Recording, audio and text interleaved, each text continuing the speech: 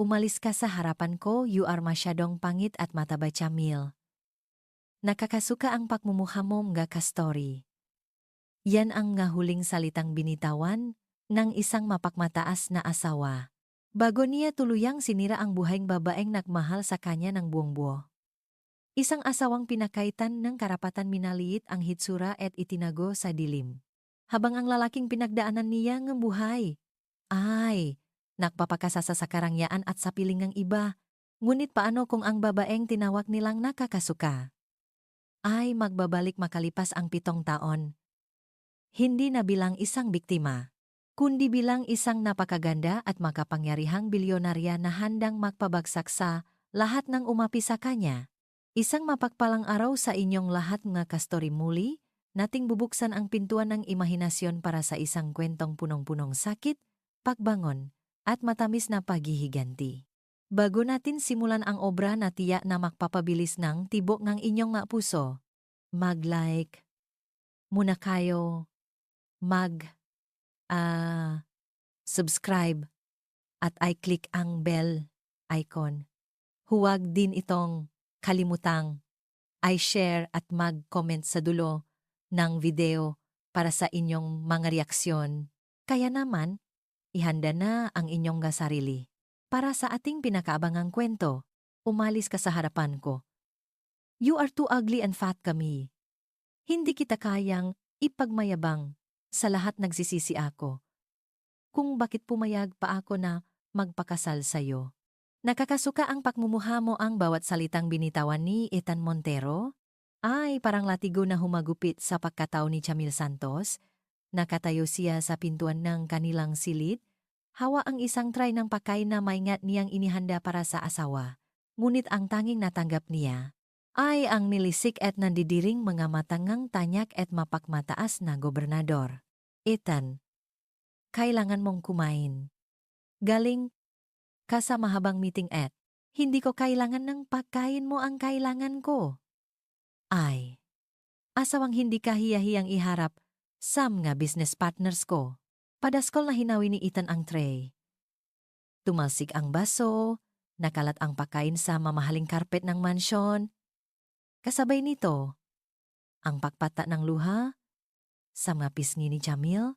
Ang Camille Santos na kilala sa pagiging anak mayaman ay naging isang anino na lamang sa loop ng sarili niyang bahay. Simula nang ikasal sila, itinago ni Ethan ang kanilang relasyon. Sa mata NG publiko, si Gobernador Ethan Montero ay isang eligible bachelor. Ang totoo pinakasalan lang nito si Jamil dahil sa yaman, nege pamilya, Santos na nagligtas sa bumabagsak na kumpanya, nege Maga Montero. Bakit ba hindi ka mahiya sa sarili mo? Dagdag pa ni Ethan habang isinusuot ang kanyang mamahaling relo. Tingnan mo nga ang braso mo, ang laki ang mukha mo, puro tagyawat samantalang ako. I am the governor. People look up to me. How can I tell them that I'm married to a woman like you? Pinipilit ko namang magdiyat, Ethan.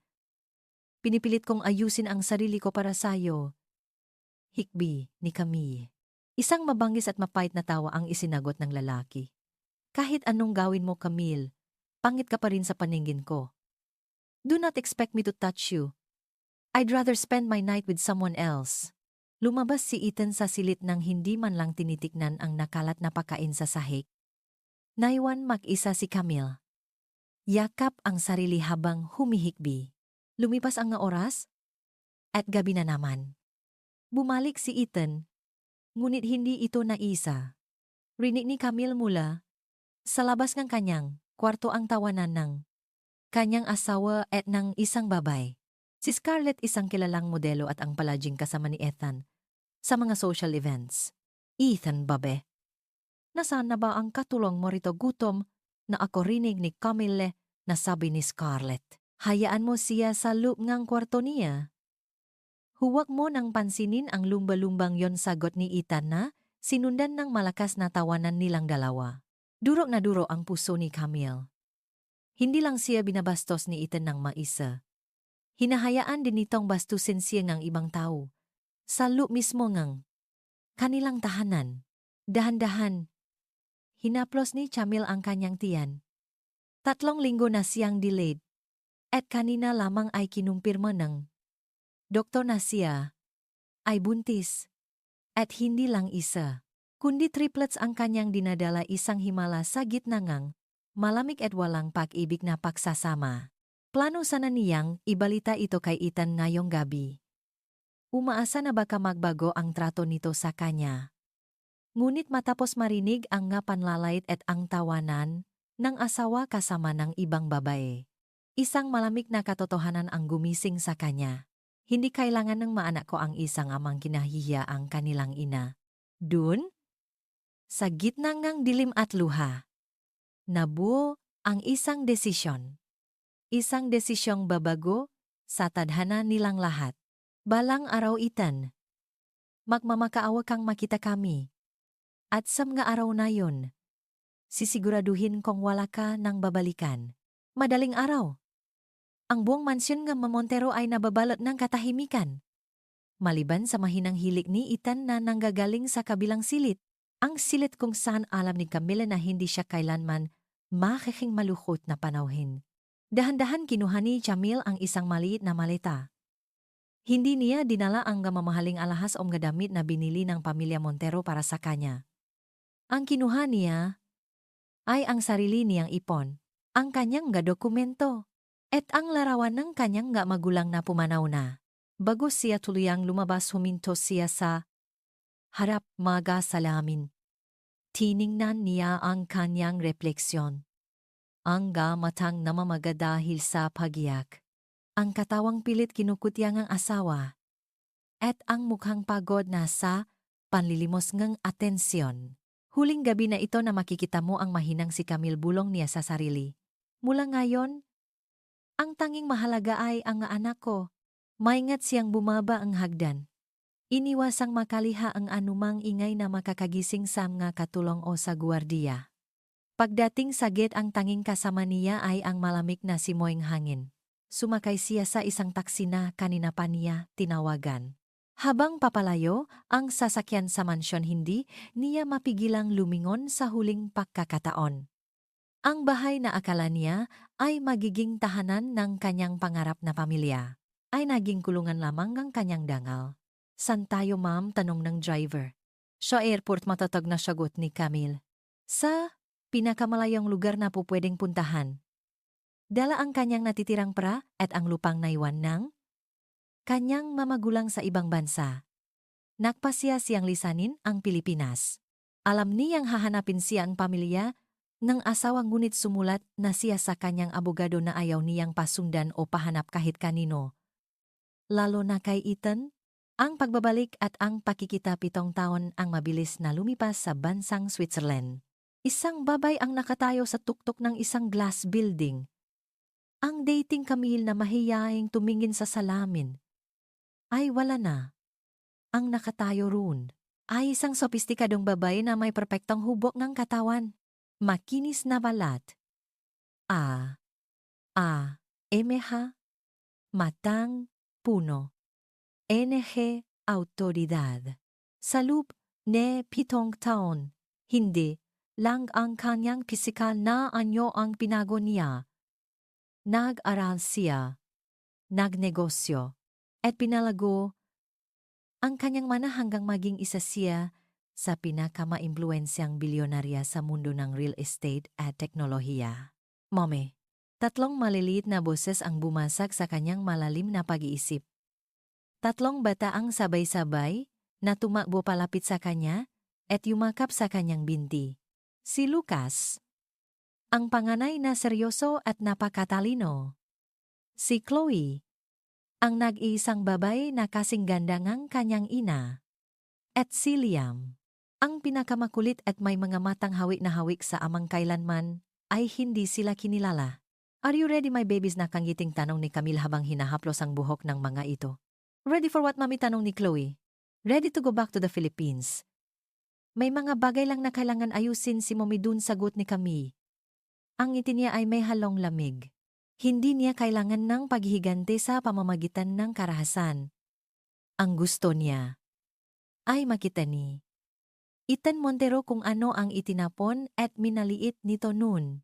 Babalik siya hindi bilang asawang nakmamakaawa, kundi bilang ang babaeng bibili sa bawat pangarap at kapangyarihang hawak ng Montero. Ang Ninoy Aquino International Airport ay nabalot ng bulong-bulungan nang lumapak ang isang pribadong jet. Hindi pangkaraniwan ang seguridad na nakapaligid dito. Ilang sandali pa. Bumukas ang pinto at lumabas ang isang babaeng, tila galing sa pabalat ng isang international fashion magazine. Suot ang isang bodehaging na puting suit. May mamahaling itim na sunglasses at ang bawat hakbang ng kanyang stilettos ay nagpapakita ng autoridad. Wala na kami na malusog at punueng na. Ang nakatayo ngayong ay si Camille Santos Valdez, ang CEO ng Global Prime Holdings. Mami, is this the place where you grew up? Tanong ni Lucas ang pangganay sa triplets habang bitbit ang kanyang sariling maliit na tablet. Yes, Lucas. But this is also the place that will learn a very important lesson. Seryosong sagot ni Camille. Sumakay sila sa isang itim na Rolls Royce na naghihintay sa labas. Sa kabilang bandang lungsod abala naman si Gobernador Ethan Montero. Bagaman sikat pa rin, unti-unti nang humihina ang kanyang kapit sa kapangyarihan dahil sa mga maling desisyon sa negosyo. At ang labis na paggastos ng kanyang kasintahan na si Scarlett. Isang linggo matapos ang kanyang pagbabalik, isang marangyang Grand Charity Gala ang ginanap sa Manila Hotel. Naroon ang lahat ng matataas na opisyal, kabilang na sina Ethan at Scarlett. Ethan, babe, kailangan natin makuha ang atensyon ng bagong investor mula sa Switzerland. Sabi nila bilyonarya raw ito at balak bumili ng mga lupain dito sa Pilipinas, bulong ni Scarlett habang nakasabit sa braso ng gobernador. Alam ko yan. Iyan ang dahilan kung bakit tayo narito. Kapag nakuha ko ang suporta niya, siguradong panalo ako sa susunod na eleksyon, sagot ni Ethan. Bakas ang pagod sa kanyang mukha ngunit pilit pa ring nagpapakitang tao. Biglang tumahimik ang buong hall. Bumukas ang malaking pinto. At pumasok si Camille. Ang kanyang ganda ay nakakasilaw. Ang kanyang balat ay tila porselana at ang kanyang tindig ay parang isang reyna. Lahat ng mata ay nakatuon sa kanya. Lalo na si Ethan. Pakiramdam ng lalaki tumigil ang mundo. May pamilyar sa mga matangang babaeng yon. Ngunit hindi niya maisip kung sino ito. Sino siya, tanong ni Ethan. Tila nakalimutan ang presensya ni Scarlett sa tabi niya. Siya si Madam Camille, ang CEO ng Global Prime, bulong kanyang sekretarya. Hindi nagtagal lumapit si Ethan kay Camille. Bitbit ang kanyang pinakamatamis na ngiti. Ang ngiti na ginagamit niya para makuha ang gusto niya sa mga babae. Good evening, Madam. I am Governor Ethan Montero. It is an honor to have you in our country. Pagpapakilala ni Ethan, sabay abot ng kamay para sa isang shake hands. Dahan-dahan. Tinanggal ni Camille ang kanyang sunglasses. Tiningnan niya ang magkamay ni Ethan ng may halong pandidiri. Bago itinoon ang kanyang malamig na tingin sa mamatang nating asawa. Governor Montero, malamig na bati ni Camille. I've heard so much about you. Lalo na ang tungkol sa kung paano mo pinatakbo ang iyong mga negosyo at ang iyong buhay. Napakunot no si Ethan. Have we met before, Madam? You look familiar. Isang mabait at eleganteng ngiti ang sumilay sa labi ni Camille. Siguro sa panaginip mo, Governor. O baka naman, sa mga bangungot mo. Eksaktong lumapit si Scarlett. Pilit sumisingit sa usapan. Hi, Madam. I'm Scarlett, the Governor's partner. You look so thin and beautiful. What is your secret? Tiningnan ni Camille si Scarlett mula ulo hanggang paa. My secret, it is simple. I threw away all the trash in my life. 7 taon na ang nakararaan. Simula noon, gumaan ang pakiramdam ko. Hindi malaman ni Scarlett kung may insulto ba siya o mahihiya. Habang si Ethan naman ay natitigilan kay Camille. Tila may kung anong kaba na humahaplos sa kanyang dibdib. Hindi niya alam na ang babaeng nasa harap niya ngayon ay ang babaeng 7 taon niyang minaliit, nilait, at tinawag na nakakasuka. Enjoy the night, Governor, dagdag ni Jamil bago siya tumalikod ng may perpektong tindik. Dahil pagkatapos nito, baka hindi mo na magustuhan ang susunod na mangyayari. Naiwang tulala si Ethan habang pinagmamasdan ang papalayong figura ni Jamil. May kung anong pamilyar sa bangon nito. Isang halimuyak na tila gumigising sa kanyang alaala ngunit hindi niya mahagip kung saan. Babi, nakita mo ba yon? Napakasuplada iritang sabi ni Scarlett habang inaayos ang kanyang buho. Akala mo kung sino porka bilyonarya. Tumahimik ka, Scarlett. Sawat ni Ethan. Kailangan natin ang investment niya. Kung hindi natin makukuha ang pirma niya para sa Montero Estates project, malulubog tayo sa utang sa bangko. Hindi alam ni Ethan. Nasa kabilang bahagi ng bulwagan nakikinig ang isang maliit na bata. Si Lucas na nakasuot ng maliit na tuksedo. Ay, prenteng nakasandal sa pader habang hawak ang kanyang juice. Madilim ang tingin nito sa lalaking nakpayak sa kanyang inanon. Ang pagbungkit engge-emga, sikreto sa boardroom kinaumagahan maagang nahanda si Ethan para sa meeting sa opisina ni Jamil. Ito ang huling pag-asa ng kanyang kumpanya. Kasama ang kanyang mga legal advisors, kampante siyang mapapayag ang madam dahil napakaganda ng lokasyon ng kanyang proyekto. Ngunit pagpasok nila sa conference room ng Global Prime Holdings, hindi si Camille ang bumungat sa kanila, kundi ang tatlong bata na nakaupo sa mahabang lamesa. Excuse me? Nasaan si Madam Jamil? Bakit may mamga bata rito? Tanong ni Ethan tila nairita. The CEO is busy. Kami muna ang kakausap sa inyo, seryosong sagot ni Lucas habang binubuklat ang mga dokumento ni Ethan. Natawa ng mapakla si Ethan. Is this a joke? I am the governor. I don't have time for child's play. Governor Montero, your project is outdated. Your funds are bleeding. And based on your records, you are nearly bankrupt. Aniliyam ang isa pang triplet habang ipinapakita ang isang graph sa malaking screen. Natigilan si Ethan. Paano nalaman na mabatang ito ang internal financial status niya? Saktong bumukas ang pinto at pumasok si Jamil. Suot ang isang matingkat na pulang dress na lalong nagpatingkat sa kanyang kaputian. I see you've met my consultants. Consultants, Camille. I mean, madam, these are children, singhal ni Ethan. They are my children. And they are smarter than most of your staff. Governor, malamig na sagot ni Camille habang naupo sa kabisera. And you're here to beg for my help, right? Inilatag ni Ethan ang kanyang proposal. Madam, the Montero Estates will be the biggest resort in the north. I just need a 500 million injection to start the second phase. Tiningnan lang ni Jamil ang folder. At pagkatapos, ay itinapon ito sa basurahan sa tabi niya. Nanlaki ang mamata ni Ethan. What the hell was that? That is garbage, Governor. Just like how you treated the things and people that didn't fit your standards 7 years ago, sabi ni Camille. Tumayo siya at lumapit kay Ethan. Ang distansya nila ay sapat na para maamoy ni Ethan ang pamilyar na pabango. Ano bang kinalaman ng 7 taon na yon dito negosyo? Ang pinag-usapan natin, galit na sigaw ni Ethan. Negosyo rin ang dahilan kung bakit mo pinakasalan ang isang babaeng tinawag mong mataba at nakakasuka. Di ba mahirap ng bulong ni Jamil? Sapat lang para marinig ni Ethan. Nanigas si Ethan sa kanyang kinatatayuan. Ang kanyang puso ay nagsimulang tumibok ng mabilis. Ang mga mata, ang boses, ang tapang. Camille. Nautal na tanong ni Ethan. Camille Santos. Isang mabait na tawa ang pinakawala ni Camille. Finally, akala ko tuluyan nang nabulag ang mga mata mo sa sobrang kayabangan. Impossible. Bulong ni Ethan habang tinititigan ang kabuuan ng babay. You cannot be her. I am the woman you threw away, Ethan. And today, I am the woman who owns your debts.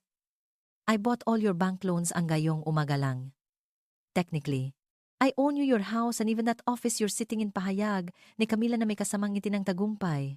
Sa labas ng workroom, pumasok si Scarlett. Balisang-balisa. Ethan, may mga tao sa labas. Kinukuha ang mga sasakyan natin. Anong nangyayari? Tumingin si Camille kay Scarlett at pagkatapos ay sa triplets. Kids, look. That is the woman who thought she was better than your mom. She looks old, Mommy, simpleng sabi ni Chloe. Namutla si Scarlett. Namutla si Ethan. Ang unang domino ay natumba na. At ito pa lamang ang simula ng kanilang pagbagsak. Ang pagbagsak NG mapang-aping gobernador, anong sinabi mo? Ikaw ang may-ari sa lahat ng utang ko. Halos mawalan ng lakas sa tuhod si Ethan habang nakatitik sa malamig na mga mata ni Camille. Technically, Ethan, I own your soul right now. Kalmado ang sagot ni Camille habang humihigop ng taa. Lahat ng properties na nakasangla sa bangko, ang mansyon na tinitirahan ninyo ni Scarlett, at meging ang nga lupain ng nga Montero, lahat ng yan nasa ilalim ng pangalan ko? Hindi mo pwedeng gawin sa akin ito. I am the governor, sigaw ni Ethan, pilit ibinabalik ang kanyang nawawalang dignidad. Governor, sa susunod na mga buwan ay eleksyon na. Do you think that people will vote for a man who cannot even manage his own finances? Isang lalaking bawon sa utang ani Camille. And oh, I forgot ang campaign funds mo. I pulled the strings. Wala nang businessman ang gustong magdonate sa'yo. Sumingit si Scarlett, namumula ang mukha sa galit. You fat pig. Akala mo ba kung sino ka?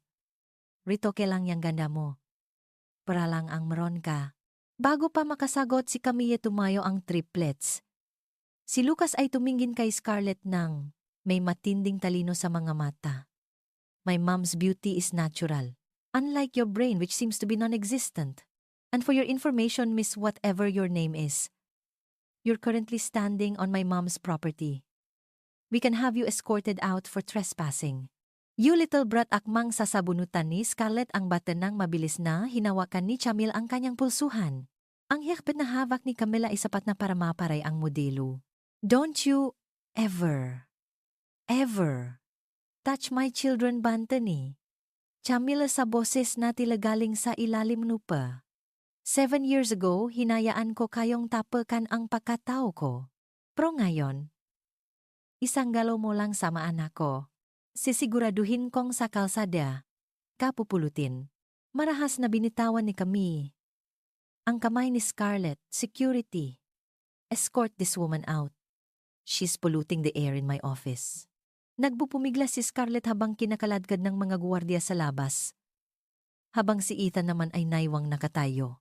Hiyang-hiya sa harap ng kanyang dating asawa at sa 3 bata na ngayon lang niya napagtanto na kamukhang-kamukha niya. Nang silang dalawa na lang, ang natira kasama ang triplets na seryosong nagmamasit, lumapit si Ethan kay Camille. Camille, ang mga bata. Sila ba ay? Sila ang mga anak ko, Ethan? Ang mga batang tinawag mong nakakasuka. Bago pa man sila isilang pagtatama ni Camille. Buntis ka, nun bakit hindi mo sinabi sa akin? Nanghihinayang na tanong ni Ethan. Sinabi ko sa iyo, Ethan. Nung gabing balak kong sabihin sa iyo, mas pinili mong tawanan ako kasamang babae mo. Tinawag mo akong lumba-lumba. Sinabi mong nakakasuka ang pagmumuha ko. Sa tingin mo ba ipagkakatiwala ko ang anak ko sa isang lalaking walang ibang alam kundi manglait ng kapwa? Napayuko si Ethan. Ang bawat salita ni Camille ay tila sampal sa kanyang muha. Ngayon niya nakikita ang laking ang kanyang pagkakamali. Ang babaeng itinapon niya ay hindi lamang pala maganda at matagumpay, kundi siya rin ang nagdadala ng kanyang tagapagmana. I'm sorry, Camille. I was blind. I was a fool. Mahinang sabi ni Ethan. Dahan-dahan siyang lumuhod sa harap ni Camille. Isang bagay na hindi niya kailanman ginawa kahit kanino. Please, give me a chance. Para sa mga bata, ayusin natin ang utang ko at magsimula tayong muli. Tiningnan ni Camille ang lalaking nakaluhod sa kanyang paanan. 7 taon niyang hinintay ang sandaling ito. Pero bakit wala siyang maramdamang awat tanging put at pananariwa? Nang sugat ang naron. Tumayo kariyan Governor. Nakakasuka ang eksenang ito, sabi ni Camille gamit ang mismong salitang ginamit ni Ethan noon. You're not sorry because you hurt me. You're sorry because you're losing everything. At tungkol sa mga bata, they don't need a father who only sees beauty, power, and physical appearance. Tumalikod si Camille at kinuha ang kanyang bag. My lawyer will contact you about the eviction notice sa mansion. Mag-empake na kayo ni Scarlett. 24 hours. Iniwan ni Camille si Ethan na nakaluhod. Wasa na wasa. Ang dating makapangyarihang gobernador ay isa na lamang anino ng kanyang nakaraan. Ang kontrobersiya sa social media at ang katotohanan 24 hours. Ethan, hindi niya pwedeng gawin. Sa atin ito halos, maglupasay si Scarlett sa loop ng opisina ni Ethan nang makita ang eviction notice na ihatid ng mga abogado ni Camille. Gawin mo ang lahat, Ethan, gobernador, kagamitin mo ang kapangyarihan mo, sigaw ni Scarlett habang itinatapon ang mga mamahaling florera sa loop ng mansyon. Ngunit si Ethan ay nakatitig lang sa bintana. Wala na, Scarlett. Wala na akong kapangyarihan. Si Camille na ang may-aring lahat, bangkong nagpupundo sa akin. At ang matao sa probinsya ko, kumakalat na ang balita. Baon na ako sa utang. Dahil sa desperasyon naisip ni Scarlett ang isang maduming paraan. Kinuha niya ang kanyang cellphone at nagpost sa social media gamit ang kanyang impluensya bilang isang sikat na modelo. At Scarlett official. I cannot believe how heartless some people can be. Ang dating asawa ang boyfriend ko na si Governor Ethan ay bumalik para sirain ang buhay namin. Ginamit ang pera niya para pilit kaming paalisin sa sarili naming tahanan. Is it fair to use wealth to bully people? Number justice for Ethan. Number Camille the bully. Kalakip nito ang isang larawan ni Scarlett na tila umiyak at ang litrato ng eviction notice. Agad iyong nag-viral. Maraming netizens ang nagalit kay Camille nang hindi nalalaman ang buong kwento. Tinawa siya na mata pobre at manggagamit. Habang kumakain ng hapunan kasama ang triplets, ipinakita ni Lucas ang trending post kay Camille. Mommy, this woman is telling people they are saying bad things about you. Ani Lucas nang may pag-alala. Gumiti lang si Camille. Don't worry, Lucas. In the world of business and politics, truth is the weapon. And I have the biggest arsenal. Hindi naktagal nag-umpisa ang isang livestream sa opisyal na pagina ng Global Prime Holdings. Libo-libo agad ang nanood dahil sa kontrobersiya. Lumabas si Camille sa screen. Napakaganda, kalmado at punong-puno enerhiya, dignidad. Magandang gabi sa inyong lahat, panimula niya. I am Camille Santos. I saw the post of Miss Scarlett at gusto ko lang linawin ang ilang bagay. Ipinakita ni Camille sa kamera ang mga dokumento na napapatunay ngang kasal ni Lenny, 17 taon na ang nakararaan. Hindi po ako dating asawa lang. Ako ang legal na asawa ni Ethan Montero. At ang mansyong sinasabi ni Miss Scarlett, binili ni pamilya ko para sa aiming paksa sa manungunit, ginawa niyang kuta para sa kanilang relasyon habang ako ay nagtursa sa panlalait. Pagkatapos, may pinarinig si Camille na audio recording. Iyon ang boses ni Ethan nung gabing lumayas siya. You are too ugly and fat, Camille. Nakakasuka ang pagmumukha mo. Tumahimik ang buong comment section. Ang mga netizens na kanina ay galit kay Camille biglang nag-iba ng panig. Hindi ako nang bubuli, pagpapatuloy ni Camille. I am simply taking back what's mine. At para kay Miss Scarlett, ang tunay na bully ay ang mga taong nang agaw ngang asawa at nananakit ng damdamin ng isang buntis. Sakto. Lumipas ang 24 na oras. Dumating ang mga sheriff at ang security team ni Camille sa mansyon. Sa labas nag-abang ang mga media at paparazzi. Ethan, please.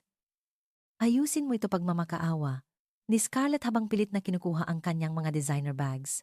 Wala na akong magagawa, sigaw ni Ethan. Lumabas silang ang mansyon na tanging mga maleta lang ang dala. Dun, bumungat sa kanila ang mga kamera at ang mapanuring matang ng publiko. Wala na ang respeto nga tao. ang sikat na gobernador ay isa na lamang simbolo ng pagtataksil at kawalan ng modo?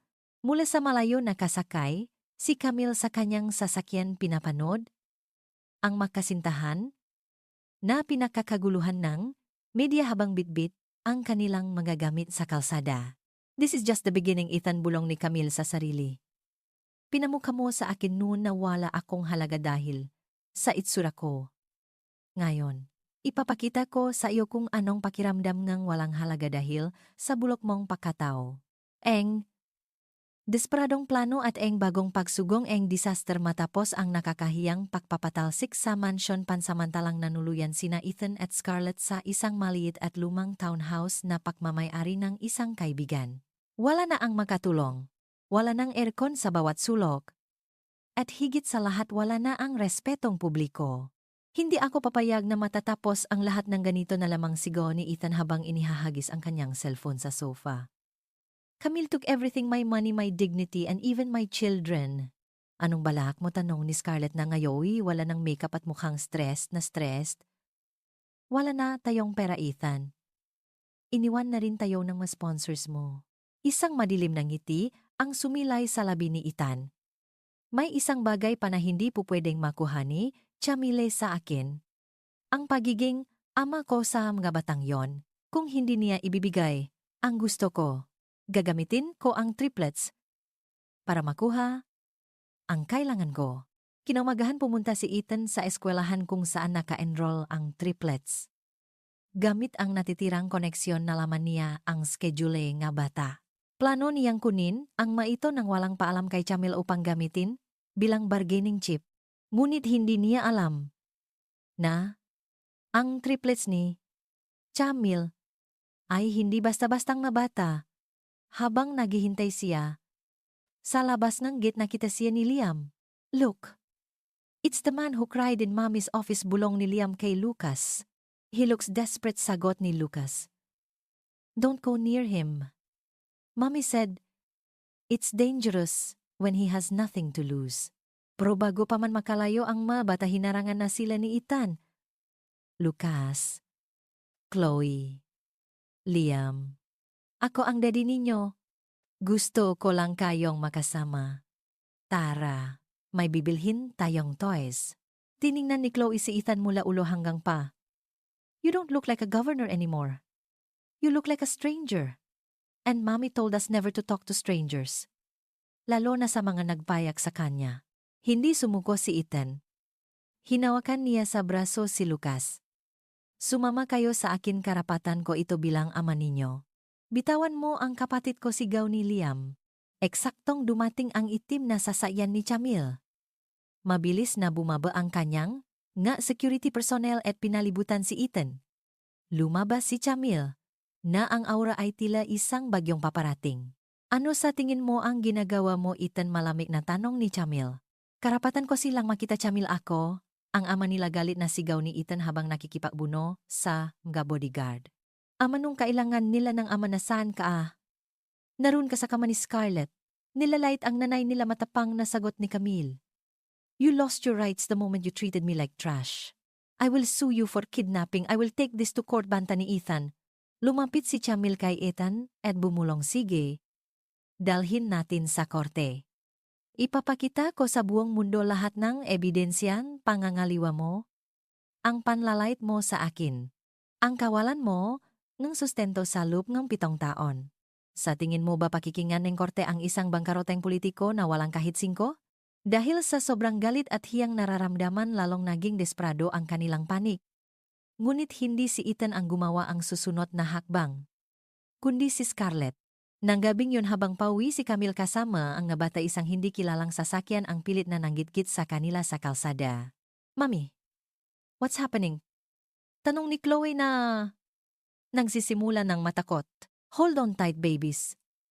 Utos ni Camille habang hinahawak kang mahigpit ang steering wheel. Isang malakas na bang ang narinig ng banggay ng kabilang sasakyan ang likuran nila. Nakita ni Camille sa side mirror ang driver ng kabilang sasakyan, hindi si Ethan, kundi isang tauhan na mukhang upahan. Ethan, Scarlett, you've gone too far, bulong ni Camille sa gitna ng tensyon. Ngayon, Hindi na lang pera o dangal ang usapan. Ang buhay na ang kanyang maanak ang nakataya. At kapag ang maanak niya ang ginulo, wala nang ititira si Chamil kahit anino nga umapi sa kanya. Ang katapusan NG. Kontrabida at ang tunay na pahilom. Ligtas na nakawi ang triplet sa kanilang bagong mansyon. Ngunit ang takot sa mga mata nina Chloe at Liam ay hindi matanggap ni Chamil. Habang pinatutulak niya ang maito ang kanyang puso ay tila naging bato. Ang dating Chamil na umiya sa sulo ay tuluyan ng pinalitan ng isang ina na handang lumaban para sa kanyang pamilya. Lucas, bantayan mo ang kapatid mo. Huwag kayong lalabas ng kwarto, utos ni Chamil sa kanyang panganay. Mommy, are you going to finish this? Tanong ni Lucas ng may seryosong mukha. Yes, baby. Permanenteng tapos sagot ni Camille. Tinawagan ni Chamil ang kanyang pinakakatiwalaang investigador. Alamin mo kung sinong nag-utos na banggain ang sasakyan ko. At hanapin mo si Scarlett.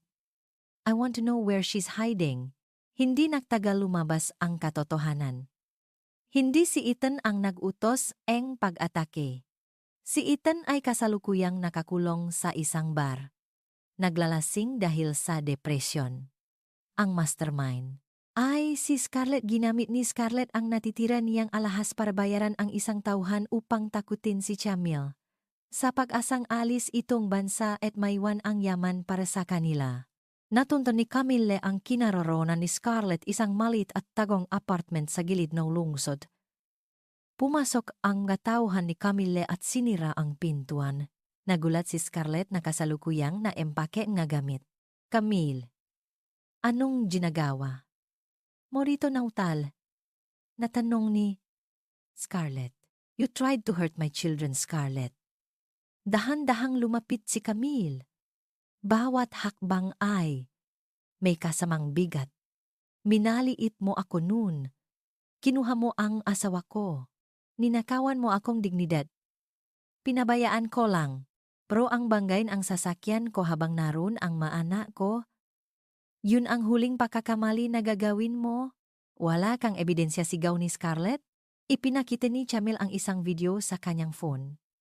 Ang driver na bumangga sa kanila ay kasalukuyan ng nasa kamay ng mga pulis at itinuturo si Scarlett bilang mastermind. Hindi lang kita ipakukulong, Scarlett. Sisiguraduhin kong salop ng selda mararanasan mo lahat ng hirap na naranasan ko. You will rot there, malamig na sabi ni Chamil. Please, Camille. Nakmamakaawa ako, si Ethan ang may kasalanan ng lahat, sigaw ni Scarlett habang kinakalatkat siya ng nga pulis na tinawagan ni Camille. Habang nangyayari ang pag-aresto kay Scarlett, dumating si Ethan sa eksena lasing na lasing at hindi malaman ang gagawin. Nang makita niya, si Chamil nagmakaawa siyang muli. Camille, please, yurong mo na ang kaso kay Scarlett. Mag-usap tayo. Tiningnan ni Chamil si Ethan ng may matinding pandidiri. Ang babaeng yan ay tinangkang patayin ang mga anak mo, Ethan. At ikaw, wala kang ginawa kundi maglasing. You are a pathetic excuse for a man. Inilabas niya ang isang huling dokumento. This is a disbarment and disqualification case. Hindi ka na makakatakbo sa anumang posisyon sa gobyerno at ang kasal natin. Kaninang umaga lang ay opisyal nang naanul. Malaya ka na, Ethan. Malaya ka nang maging pulubi sa kalsada. Tinalikuran ni Chamil ang lalaking minahal niya noon ng higit sa kanyang sarili. Habang sumasakay siya sa kanyang Rolls Royce, nakita niya si Ethan na napaupo sa semento. Humahagulhol habang pinapanot ang pag-alis ng babaeng itinapon niya dahil lang sa pisikal na anyo. Ngayon, ang mundo ay alam na ang tunay na kwento. Ang bilyonaryong si Chamil Santos ay hindi lang bumangon, siya ay nahari. Isang linggo matapos ang pagkakasto kay Scarlett ang papaksak na kaha ni Ethan, sila huminto ang mundo pa kay Camille. Sa loob ng kanyang opisina na matatakpuan, sa pinakamataas na palapak ng Santos Valdez Tower, pinakmamasdan niya ang malawak na tanawin ng lungsod. Wala na ang ingay ng media. Wala na ang takot sa kanyang puso. Pero sa kabilang lahat ng tagumpay at prang kanyang hawak, May isang bagay pa rin na tila kulang. Hindi pag-ibig, kundi ang ganap na pagilom ng sugat ng nakaraan. Nakpasya si Camille na bumisita sa puntot ng kanyang mamagulang kasama ang triplets. Nag-alay siya nga magputing bulaklak. Mommy, why are you crying? Tanong ni Chloe habang pinapahiran ang luha sa pisngi ni Camille. Masaya lang si mommy baby. Dahil sa wakas, naibalik ko na ang dangal ng pamilya natin, sagot ni Camille.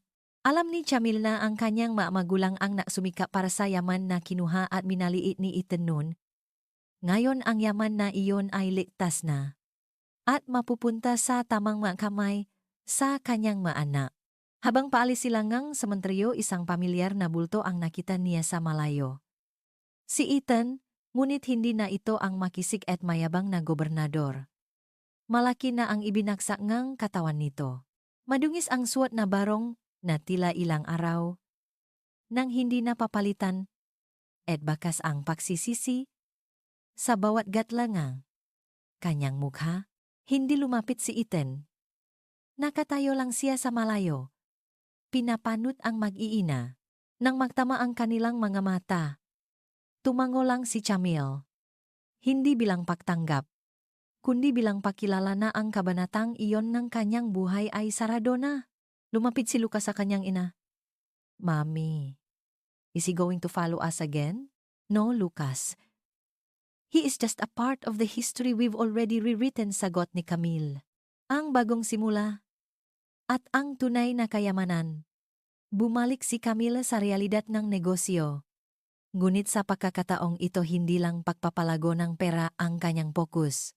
Nagtayo siya en isang pundasyong Camille Santos Empowerment Foundation na naglalayong tulungan ang mga kababayang biktima ng pang-abuso, body shaming at domestic violence. Sa kanyang unang seminar, tumayo siya sa harap ng daan-daang babay. 7 taon na ang nakalipas. May isang lalaking nagsabi, "Sa akin na nakakasuka ang mukha ko dahil mataba at pangit ako panimula."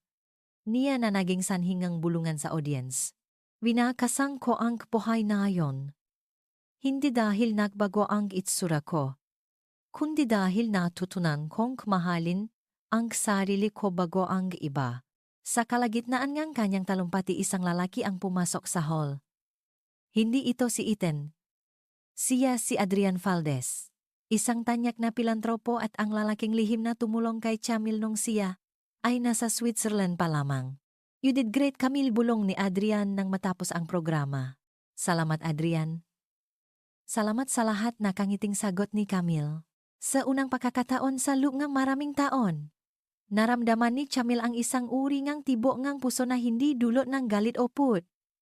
Ito ay ang tibok ng puso ng isang babaeng malaya, malayang magmahal muli, malayang magtiwala, at higit sa lahat, malayang maging masaya.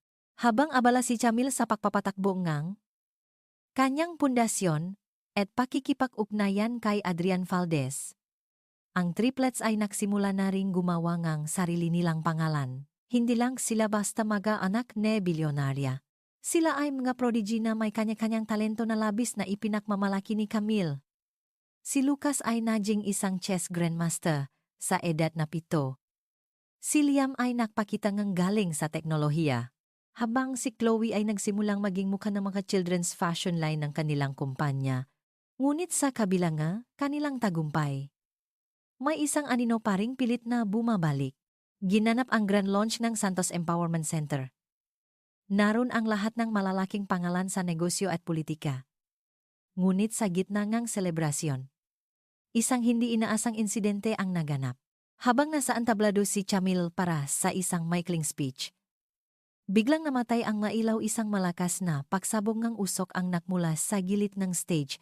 Sa kaguluhan, isang figura ang mabilis na binuhat si Chloe. Momisigaw ang bata. Agad kumilos si Camille, ngunit hinarangan siya ngang na nagtatakbuhang panauhin. Si Adrian naman ay mabilis na tumakbo patungo sa backstage. Sa tulong ng teknolohiya ni Liam, isang GPS tracker na nakalagay sa relo ni Chloe, agad nilang natunton kung nasaan ang bata. Sa basement mommy papunta sila sa parking lot, sigaw ni Liam habang nakatingin sa kanyang tablet. Sa basement. Bumungat sa kanila si Scarlett nakalabas na pala itong gulungan dahil sa isang butas sa batas na ginamitan ng huli niyang pera. Mukha na itong bali. Gusot ang damit. At may hawak na gunting na itinututok sa lik ni Chloe. Chamil, kapag hindi mo ibinigay lahat ng shares mo sa akin, sasaktan ko ang batang ito, sigaw ni Scarlett na nililisik ang mga mata. Scarlett, bitawan mo ang anak ko. Wala ka ng kawala, mahinahong sabi ni Chamil. Kahit sa loop niya, ay gusto niya nang sakalin ang babae. Wala na akong pakialam, sinira mo ang buhay ko dahil sayo. Naging pulubi ako. Biglang nagsalita si Chloe ng napakakalmado, Miss. You didn't become poor because of my mom. You became poor because you are mean and lazy. Dahil sa pagkagulat ni Scarlett sa tapang ne bata, lumuwag ang hawak niya. Iyon ang pagkakataong hinintay ni Jamil. Mabilis siyang sumugot. At binigyan niya siyang malakas na sampal at sipa si Scarlett na nagpabaksag dito sa sahig. Hindi lang si Kami ang dumating. Kasunod niya, ang mga security at si Lucas na may hawak na recording device. Nakarecord ang lahat. Pati ang pag-amin mo na tinangka mong ikidnap ang kapatid namin ani Lucas. Dumating ang mga pulis. At sa pagkakataong ito, siniguro ni Chamila na wala ng piyansang makapagpapalabas kay Scarlett. Huwag niyo lang siyang ipapakulong. Dalhin niyo siya sa mental institution kung saan siya nararapat. Dahil ang taong nananakit ngayong bata, hindi lang kriminal, kundi may sira sa isip. Nang kumalma ang lahat, lumapit si Adrian kay Camille at niyakap ito ng mahigpit. I won't let anyone hurt you or the kids ever again. Tumingin si Chamila kay Adrian. At ngayon, alam na niya na ang paghihiganta ay tapos na. Ang susunod na kabanata ay hindi na tungkol sa pagbawi sa nakaraan, kundi sa pagbong isang kinabukasan na punong pag-ibig. Salamat, Adrian. Handa na akong magsimulang muli, nakangiting sabi ni Camille. Sa di kalayuan, nakita nila si Ethan na pinapanood sila mula sa labas ng gate. Tila isang pulubi na nangangarap ngang isang buhay na dating na sa kanya na. Pero kinalimutan niya dahil sa kanyang kayabangan. Tuluyan na siyang naging bahagi ng nakaraan na hindi na muling babalikan ni Kami. Ang huling pagtatapos ng estado engge pag-aari.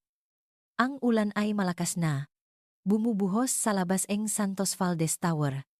Tila sumasabay sa bigat ng nararamdaman ni Ethan Montero. Nakatayo siya sa tapat ng malaking salamin sa pintuan ng lobby. Basang-basa at nanginginig. Wala na ang kintab ng kanyang sapatos. At ang dating mamahaling barong ay punit-punit na. Hindi siya pinapapasok ng mga security. Sir, bawal po ang palaboy dito. Umalis na po kayo, taboy sa kanya ng gwardiya. Hindi niyo ba ako kilala? Ako si Governor Ethan, sigaw niya. Pero ang boses niya, wala ng autoridad. Ito'y boses na lamang ng isang desperadong lalaki. Sakto. Bumukas ang elevator at lumabas si Camille kasama si Adrian. Agad sumugot si Ethan. Nagpupumiglas sa mga gwardiya hanggang sa tuluyan siyang makalapit at lumuhot sa harap ni Jamil. Chamil, parang awa mo na, hagulhol ni Ethan habang nakahawa sa laylayan ng kot ni Jamil. Nakamali ako. Patawarin mo ako. Lahat gagawin ko basta bigyan mo lang ako ng pakakataon. Kahit maging katulong mo lang, basta makasama ko kayo nga anak ko. Tiningnan ni Chamil ang lalaking nasa paanan niya. Walang galit sa kanyang mata, kundi isang malalim na awa. Awa para sa isang taong winasa ang sarili niyang buhay dahil sa maling pananaw.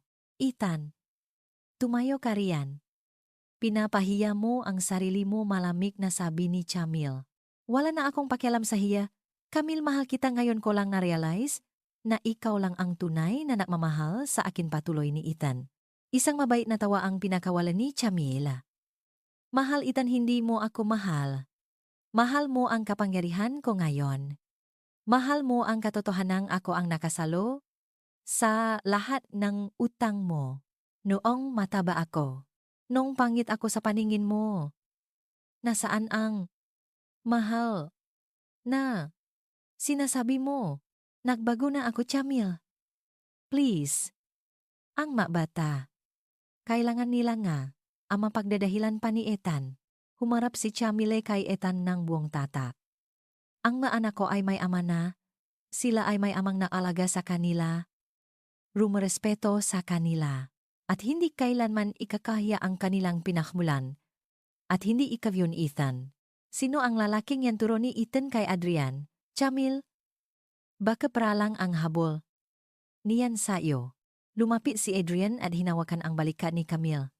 Governor, nung si Camille ay nasa pinakamababang puntong buhay niya. Ako ang kasama niya. Nung wala pa siyang bilyon-bilyon. Ako ang nakakita sa tunay niyang ganda. Kaya't huwag mong itutulad ang lahat ng lalaki sa iyo. Yumuko si Ethan. Hindi makasagot. Ang bawat salita ni Adrian ay parang sampal sa realidad. Ito ang huling pagkakataon na kakausapin kita, Ethan, ani Camille. Binayaran ko lahat ng utang mo, hindi dahil mahal kita, kundi dahil ayokong may bahid ng pangalan mo ang anumang ari-arian na maiwan ko sa mga anak ko. Malaya ka na sa utang. Pero malaya ka na rin sa buhay namin. Huwag ka nang magpapakita pa. Pinalabas ni Camille ang mga security habang kinakaladkad si Ethan palabas ng gusali. Lumingon si Ethan sa huling pagkakataon. Nakita niya si Chamile na naglalakat palayo, ang likod ay diretso at puno ngang kumpiyansa. Doon lang tuluyang pumasok sa isip ni Ethan ang lahat. Ang babaeng itinuring niyang nakakasukan noon ay ang tanging babaeng nakakitang kabutihan sa kanya noong wala pa siyang posisyon. Tinapon niya ang ginto para sa isang makinang na tanso. At ngayon, kailangan niyang pakdusahan ang kawalan habang buhay. Naiwan, si Ethan sa ilalim ng ulan. Mag-isa, talunan, at walang kahit anong matatawag na kanya. Ang kabanatan ng kanyang paghahari ay tuluyan ng winakasan ng babaeng binuo ang sarili mula sa abong ng kanyang panlalait, ang pagtitipon at ang legasya ng MGA prodigy. Lumipas ang ilang buwan matapos ang huling pagkikita nina Camille at Ethan. Ang ingay ngang nakaraan ay tuluyan ng napalitan ng katahimikan at kapayapaan. Sa isang pribadong isla na pagmamay-ari ni Chamil ginanap ang isang simpleng pagdiriwang hindi para sa isang bagong negosyo, kundi para sa paisang dibdib nina Chamil at Adrian. Suot ang isang elegantang wedding gown na idinesenyo ang isang tanyak na French designer na katayo si Camille sa harap ng salamin. Wala nang bakas ngang sakit sa kanyang nga mata. Ang babaeng dati ay tinatawag na lumba-lumba ay isa ng simbolo ng kagandahan, lakas at tagumpay. Mommy, you look like an angel, na kangiting sabi ni Chloe habang inaayos ang belo ng kanyang ina. And you look like a princess, my baby, sagot ni kami sabay halik sa nuang ana. Lumapit ang triple sina Lucas, Liam at Chloe na suo ang kanilang magaterno at formal na dami. Sila ang magahatid kay kami sa altar. Para kay Chamil ito ang pinakamahalagang sandali ng yang buhay. Hindi ang bilyon-bilyon sa kanyang bank account, kundi ang pagmamahal ng kanyang nga anak. At ang lalaki na tumanggap sa kanya ng buong-buo. Habang naglalakad siya sa pasilyo, nakita niya si Adrian na naghihintay sa dulo. Ang nga mata nito ay punong paghanga at neng pag-ibig. Sa bawat hakbang ni Chamil, tila iniwan niya ang lahat ng alaala at panlalait ni Ethan. Ang sakit ng pagtataksil at ang hirap ng pagiging mag-iso. Sa kabilang dako sa isang liblib na probinsya, nakaupo si Ethan sa isang maliit na karinderiya. Nakatingin siya sa isang lumang telebisyon kung saan ipinapakita ang balita tungkol sa wedding of the year ni Chamil Santos at Adrian Valdez. Napayuko si Ethan habang hawak ang isang basong tubig. Wala na siyang kapangyarihan. Wala na ang kanyang posisyon. At ang kaisa-isang babae na tunay na nagmahal sa kanya ay pag-ari ng iba. Nalaman din niya na si Scarlett ay tuluyan nang nawala sa katinuan at kasalukuyang nasa loop ng isang pasilidad. Nagsisisi ako. Bulong ni Ethan sa hangin. Ngunit alam niya, huli na ang lahat. Ang kanyang kapalaran ay bunga ng sarili niyang kayabangan. Matapos ang kasal nagtipon-tipon ang pamilya sa dalampasigan. Ang triplets ay masayang naglalaro sa buhanginan. Habang sina Chamil at Adrian ay makakahawak kamay na pinapanood ang paglubok ng araw. Sa tingin mo ba? Tapos na ang lahat ng pagsubok, Chamil, tanong ni Adrian. Siguro hindi nakangiting sagot ni Chamil, pero sa pagkakataong ito, alam ko na ang halaga ko. Hindi na ako papaya na may sino mang magpapadilim muli sa liwanag ko. Hinarap ni Chamil ang dagat at humingang malalim. Pinatunayan niya sa lahat na ang kagandahan ay hindi lamang nasusukat sa timbang o sa kinis ang balat, kundi sa tibay ang loob at sa kakayahang bumangon mula sa putikan. Si Chamil Santos, ang dating minaliit na asawa, ang sikat na bilyonarya, at ngayon ay isang masayang asawa at ina, ay tuluyan nang naging malaya. At sa kanyang kalayaan, nahanap niya ang tunay na kayamanan, ang kapayapaan ng loob na kailanman ay hindi mabibili ng pera. 7 taon matapos ang MGA Little Boss, taon na ang nakakalipas mula ng lisanin ni Chamil ang Pilipinas bilang isang sugatang babae. Ngayon, sa Kantoeng, isang sikat na business district, nakatayo ang Santos Valdez International School. Isang institusyon na itinayo ni Camille para sa mga batang biniyayaan ng pambihirang talino, ang legasya na nais niyang iwan para sa kanyang triplets, ang mga little boss. Ang triplets ay mga teenager na ngayon. Si Lucas ang tumatayong. Kanang kamay ni Camille sa negosyo sa edad na 17 siya na ang nagpapatakbo ng kanilang real estate division. Si Liam ay isang tech genius na nakagawa ng sariling app na ginagamit na ngayon sa buong mundo. At si Chloe ay isang world-class fashion designer at advocate para sa body positivity. Mami, are you ready for the gala tonight? Tanong ni Chloe habang pinagmamasdan ang kanyang ina na suot, ang isang elegantang silk gown. Always sweetie na kangiting sagot ni Camille. Lumapit si Adrian sa kanya at humalik sa kanyang no. You look more beautiful every single day, Camille. Bago magtungo sa gala, humiling si Chamil na dumaan muna sa isang pampublikong parke. Nakatutok ang kanyang pundasyon sa pagpapakain ng managugutom doon. Habang namimigay ng tulong, napansin niya ang isang matandang lalaki na nakaupo sa isang bench. Madungis ang suot nito. Nanginginig ang makamay. At halatang pinabayaan ng panahon. Nang lumingon ang lalaki, bahagyang natigilan si Chamil. Yun ay si Ethan. Wala na ang ningning ang isang gobernador, ang balat nito ay kulubot na, at ang mga mata ay tila wala ng buhay. Nang makita ni Ethan si Chamil, hindi siya nakagalaw. Nakita niya ang babaeng dati niyang nilalait, na ngayon ay isa ng reyna na napapaligiran ng pagmamahal at respeto. Dahan-dahan, lumapit si Camille. Hindi para manumbat, kundi para magbigay ng tulong. Iniabot niya ang isang bag ng pagkain at ang isang sobra. Chamil! Nanginig ang boses ni Ethan. Patawarin mo ako sa lahat. Tiningnan siya ni Chamil nang may banayat ng ngiti. Matagal na kitang pinatawad, Ethan. Hindi dahil karapat-dapat ka, kundi dahil karapat-dapat ako sa kapayapaan. Ang galit ay para lang sa mga taong hindi pa nakakaalpas sa nakaraan. At ako, matagal na akong malaya. Tumalikod si Camila nang hindi na lumilingon. Iyon ang huling tuldok sa kanilang kwento. Hindi paghihigante ang huling salita, kundi ang indifference. Ang katotohanan na wala na siyang nararamdaman pa para sa lalaking sumira sa kanya noon. Sa gabi en gala, tumayo ang triplets kasama si Adrian sa entablado para bigyang pugay si Camille. Para sa aming mami, panimula ni Lucas. Salamat dahil itinuro mo sa amin na ang tunay na kagandahan ay hindi nakikita sa salamin, kundi sa kung paano mo kayang baon ang iyong sarili matapos kang duruhin ng mundo na palapakan ang lahat. Sa gitna ng liwanag at palakpak, hinawakan ni Camille ang kamay ni Adrian. Alam niya na ang bawat luhang pumata noon ay naging perlas na napakinang sa kanyang korona ngayon. Ang dating ugly and fat sa paningin ng mapangapi ay isa ng alamat ng tagumpay.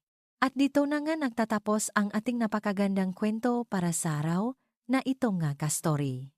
Isang napakalaking paalala sa ating lahat na ang tunay na ganda ay hindi nasusukat sa timbang sa kulay o sa kinis ang balat, kundi sa katapangan nating bumangon at mahalin ang ating sarili sa kabila ng lahat ng panlalait ng mundo.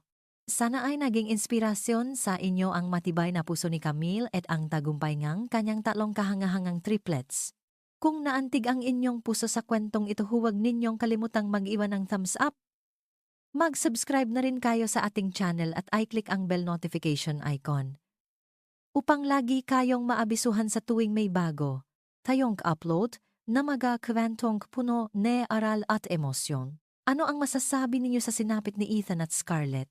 Karapat-dapat ba sa kanila ang naging dulong ang kanilang tadhana? Isulat ang inyong mga saloobin sa comment section sa ibaba. Gusto kong mabasa ang lahat ng reaksyon ninyo. Maraming salamat sa inyong walang sawang pakikinig at sa pagsama sa amin sa bawat emosyong ating pinagdaanan.